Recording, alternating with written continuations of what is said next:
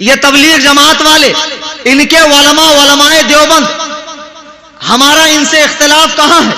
100 سال کے اندر اختلاف ہے، 100 سال سے اوپر اختلاف نہیں ہے، 100 سے 150 سال اس سے اوپر اختلاف نہیں ہے۔ ان کے علماء نے اپنی کتابوں میں اللہ کے نبی علیہ السلام کی جناب میں، ان کی بارگاہ باعظمت میں ایسے خبیث کلمات لکھے ہیں جسے پڑھنے کے بعد مومن کی روح کانپ جاتی ہے، جیسے خباثتوں کا خمیر، دیوبندی جماعت کا سریل امیر ملا اشرف علی تھانوی۔ کہاں پیدا ہوا تھا؟ تھانہ میں۔ اور مرا کہاں تھا؟ پخانہ میں۔ اشرف علی تھانوی نے اپنی کتاب حفظ الایمان میں سرکار علیہ السلام کے علم شریف کو بچوں، پاگلوں، جانوروں، درندوں، جمی حیوانات کے برابر کہا ہے۔ کلیجے پر ہاتھ رکھ کر بتاؤ، ایسی خبیث بات کہنے والا مسلمان ہو سکتا ہے؟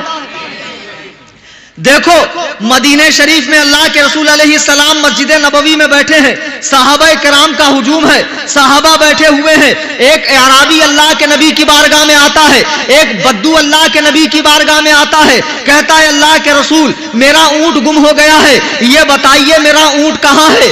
آنے کے بعد وہ سوال کرتا ہے، دو لوگ اللہ کے نبی کی بارگاہ سے اٹھتے ہیں، یہ دو لوگ مسلمان ہیں، نبی کے پیچھے نماز پڑھتے ہیں، رخ والضحیٰ کو دیکھتے ہیں، زلف واللیل کو دیکھتے ہیں، یہ دونوں مسلمان ہیں، یہ دونوں باہر نکل کر کہتے ہیں کیسا پگلا ہے، اگر اونٹ گم ہو گیا ہے تو جنگل میں تلاشنا چاہیے، کھیت کھلیان میں تلاشنا چاہیے، ارے نبی کو کیا معلوم اونٹ کہاں ہے؟ انہوں نے کتاب نہیں لکھی، انہوں نے مدرسہ قائم نہیں کیا، انہوں نے یہ عقیدہ قوم کو نہیں دیا کہ نبی سے زیادہ علم شیطان کو ہے، یہ نہیں کہا نبی جیسا علم بچوں، پاگلوں، جانوروں کو ہے، صرف اتنا کہا اگر اونٹ گم ہو گیا تو نبی کو کیا معلوم؟ یہ کہہ کر یہ لوگ واپس آئے تو بلبل سدرہ حضرت جبریل امین قرآن کی آیت لے کر اتر رہے ہیں،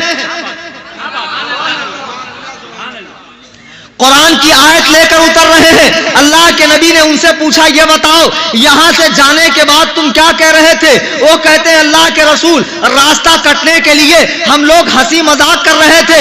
قرآن کہتا ہے وَلَئِن سَأَلْتَهُمْ لَيَقُولُنَّ إِنَّمَا كُنَّا نَخُوضُ وَنَلْعَبُ، جب آپ ان سے پوچھو تو یہ کہیں گے ہم ہنسی مذاق کر رہے تھے۔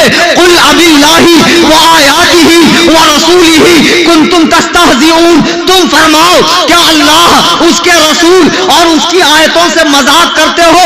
لا تعتذروا، بہانے نہ کرو، قد کفرتم، تم کافر ہو چکے ہو، بعد ایمانکم، ایمان لانے کے بعد، زمانہ خیر القرون کا مسلمان، رسول اللہ کا دیدار کرنے والا مسلمان اگر یہ کہے اونٹ گم ہو گیا تو نبی کو کیا معلوم؟ قرآن کہتا ہے لا تعتذروا قد کفرتم بعد ایمانکم، بہانے نہ بناؤ، تم کافر ہو چکے ہو۔ ایمان لانے کے بعد 14ویں صدی میں انگریزوں کا نمک خوار، نمک حلال ملا اگر یہ کہے نبی جیسا علم بچوں، پاگلوں، جانوروں کو ہے، بتاؤ کیا وہ مسلمان ہے؟